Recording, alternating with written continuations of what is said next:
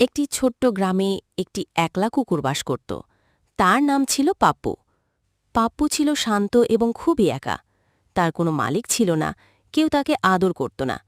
সে যখন ছোট ছিল তখন একটি পরিবার তাকে পালত, কিন্তু একদিন তারা চলে যায় এবং তাকে রেখে যায়।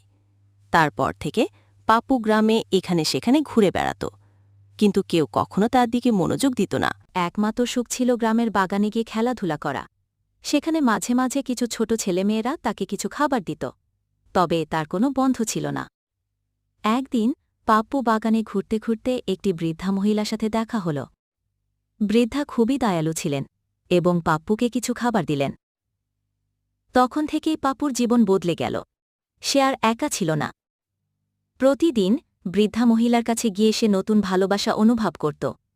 পাপ্পু জানত, যতই একলা হোক না কেন, কোথাও না কোথাও কেউ তাকে ভালোবাসে।